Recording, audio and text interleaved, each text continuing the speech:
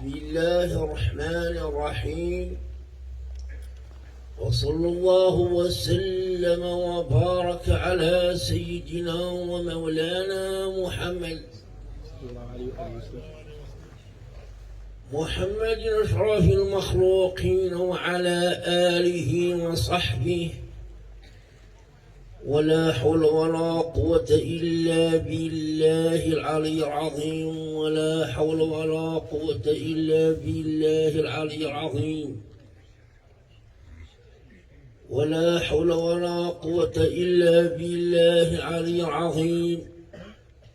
ومن يعتصم بالله فقد هدي إلى صراط مستقيم. وبعد، فإن أصدق الحديث كتاب الله، وخير الهدي هدي سيدنا ومولانا محمد بن عبد الله رسول الله صلى الله عليه وسلم، وشر الأمور محدثاتها، وكل محدثة بدعة، وكل بدعة ضلالة، وكل ضلالة في النار.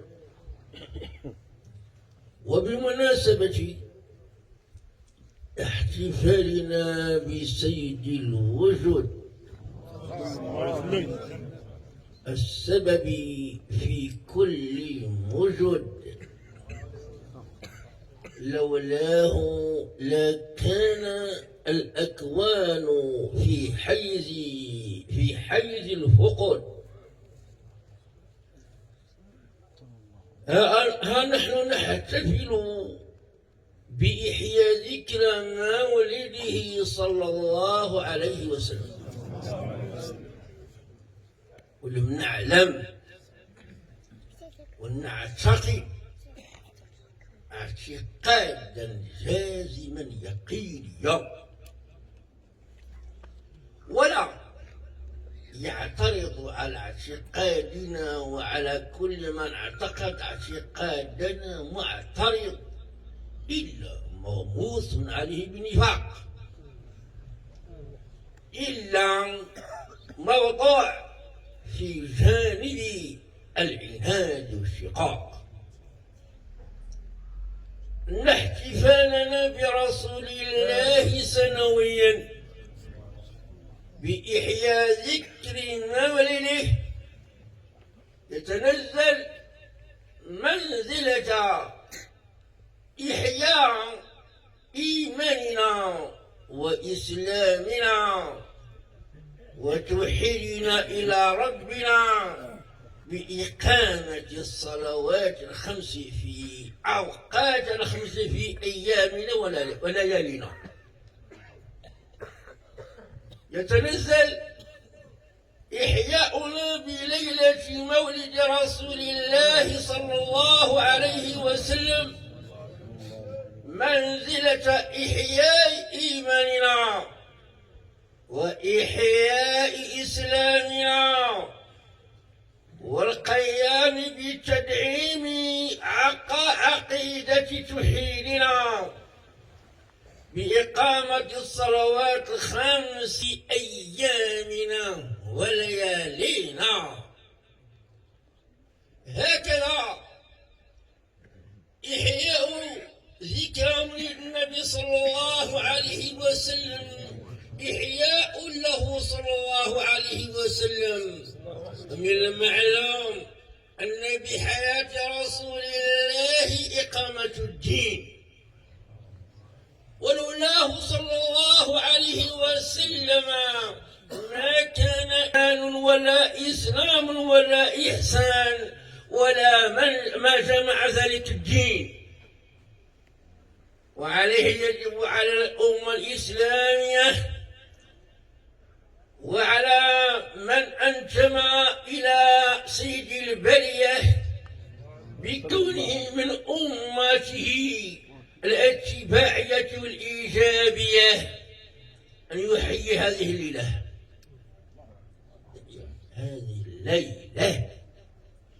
كيف لا؟ وأن من أحيا ليلة القدر أحيا الله قلبه يوم سمت القلوب. ومن حيا ليلة الجمعة حيا الله قلبه يوم سمت القلوب. ومن حيا ليلة العيدين الفطر والأضحى حيا الله قلبه يوم سمت القلوب. ومن أحيا ليلة التروية حيا الله قلبه يوم سمت القلوب. ومن حيا ليلة عرفة حيا الله قلبه يوم سمت القلوب. ومن حيا ليلة نصف شعبان حيا الله قلبه يوم سمت القلوب. ومن حيا ليلة 27 من رجب احتفل بإسراء ومعراج على الرتب سيدنا مولانا محمد المطاع المجب صلوات الله وسلامه عليه، التي لا يعلوها شك ولا تردد ولا ريب. هذه الليالي ما أعطيتش هذا الفضائل لابن صلى الله عليه وسلم. لم يكن لهذه الليالي هذه الفضائل قبل النبي صلى الله عليه وسلم. لم يكن لهذه الليالي هذه الفضائل قبل النبي صلى الله عليه وسلم.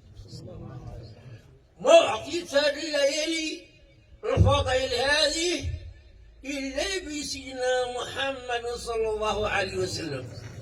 وإذا كانت الليالي وأعطيت هذه الفضائل منه هو ولا بالأفضلية؟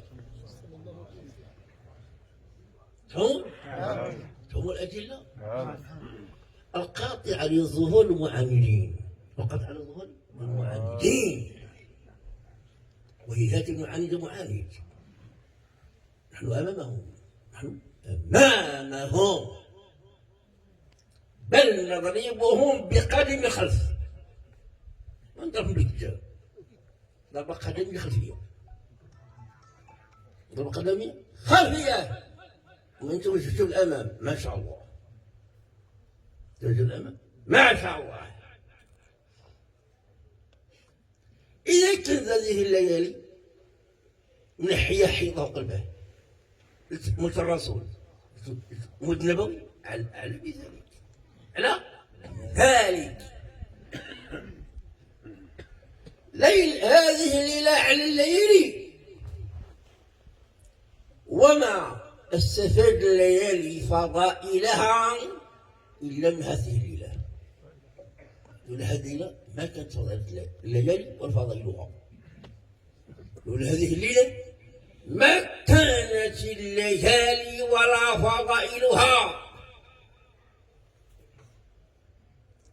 وعليه فالاحتفال بهذا السيد العظيم الذي لا سيد فوقه إلا ربه، لا سيد فوقه إلا ربه، وكل من له السيد تحته، كل من له السيد تحت النبي صلى الله عليه وسلم، من الملائكة الكرام ومن الأنبياء المرسلين ومن أهل الفضل والخصائص. أما غيرهم لا اعتبار. هذه الليلة نحتفل بها